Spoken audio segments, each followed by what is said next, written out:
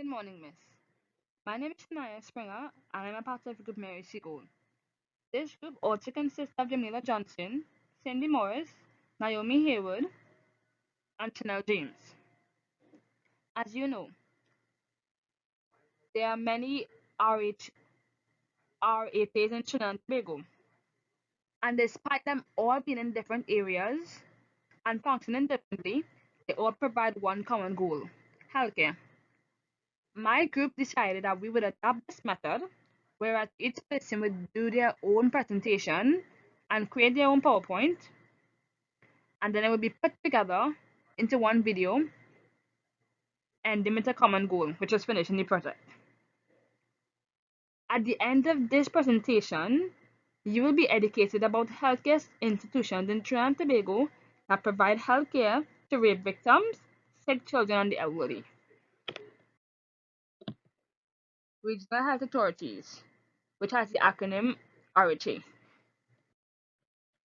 There are five total in Trinidad and Tobago, four in Trinidad and one in Tobago. There's the Northwest Regional Health Authority, which is in Trinidad. They provide healthcare in Diego Martin, Oxford Street, and Port of Spain.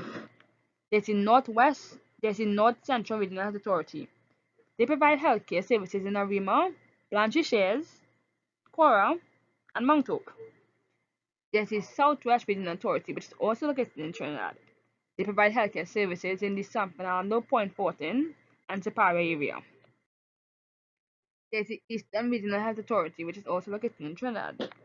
They provide healthcare services in Tabaquite, Rio Claro, and Valencia. There's the Tobago Regional Health Authority, which is in Tobago. They provide healthcare services in Scarborough, Roxborough, and Bloody Bay. Some roles of the Regional Health Authority include improving healthcare management, meeting the tissue care needs of society, there's the human resource factor, and then there's supporting patient rights and services through healthcare quality standards. Some functions of the Ministry of Health are formulating healthcare policies, setting standards for delivery of the healthcare in the country, monitor and evaluate the healthcare services, such as teaching hospitals and the private sector, develop policies, the practice of traditional and alternative medicine in the country, source funding for the service delivery through the GOG, allocate resources to all healthcare delivery agencies under the ministry, provide framework for the development of the management of the human resource of the health. I will now pass you on to Sydney. My name is Chanel James, and I'm here to talk to you about the healthcare institutions, who they are, what they do, and their roles. So let's get started. First, I like to talk about the Trinidad and Tobago Associations of Midwives. So, what is a midwife? A midwife is someone who has successfully completed a midwifery program and is registered or licensed to practice midwifery. Next, I'll talk about who they are. Established in 1955 under the TTRNA, the TTAM aims to improve the qualities of maternal and child care services throughout Trinidad and Tobago. Next, what is their role? Their role is to promote and advance the art and science of midwifery. Next, I'll talk about the International Council of Nurses. Who are they? The ICN was founded in 1899 and was the first international organization for healthcare professionals. What does the ICN do? They work to ensure quality nursing care for everyone and also healthcare policies. Next, the Regional Nursing Organization. Who are they? It's an organization dedicated to recognizing, promoting, and maintaining the specialty of nursing practice. What does the RNO do? Recognizes, promotes, and maintains quality care worldwide. Next, the Caribbean Nurses Organization. Who are they? They are a non-governmental nursing organization that was founded in 1957 in Antigua by Mrs. Mavis Harney. What does the Caribbean of Nurses do? They promote healthcare internationally to enhance career growth for their members and scholarship to nursing students. Lastly, does Trinidad and Tobago belong to these organizations? Absolutely yes, since they all work closely together for the well-being and proper of healthcare for everyone globally now and for the future. Here's a list of my references. Thank you for your undivided attention. I'll now hand you over to Cindy. Hello, my name is Cindy Morris. I'm presenting number 3, 6, and 7, Trinidad and Tobago Registered Nurses Association. We're going to look at who are they. They are founded in 1930. They are independent, non-political, non-governmental, and National Association of Registered Nurses. Now we're going to take a look at the role of Trinidad and Tobago Registered Nurses Association. They represent its members and they are the voice nationally, regionally, internationally. Their interests and concern primarily matters relating to health, nursing, midwifery, and trade union matters. Now we will move on to the next topic. Pan American Health Organization and its relation to Trinidad and Tobago. Now we will look at the role of Pan American Health Organization to prevent communicable and non-communicable diseases and their causes by strengthening health system, engaging in emergencies and disasters. Now we'll look at the PAHO relation to Trinidad and Tobago. They promote access to healthcare to all citizens. They also support the right to good health. They also partner with Ministry of Health and other government agency, civil society organization, international agency, universities, and community groups. Now we'll move on to the next topic, World Health Organization. We'll look at the role of the World Health Organization. They focuses on promoting good health. They ensure that all citizens are safe and they provide for the most vulnerable countries. The main goal is to have universal health coverage and also protecting people from emergency and providing better health care. Now we will look at the main function of WHO. The leadership of global health issues, shaping the research agendas on treatment of various health problems, setting approved standards of global health, advocating for evidence-based and ethical policies in the organization, monitoring and assessing health trends and concerns for different types of diseases. Thank you for listening to my presentation. I'll now pass you on to Jamelia. Thank you.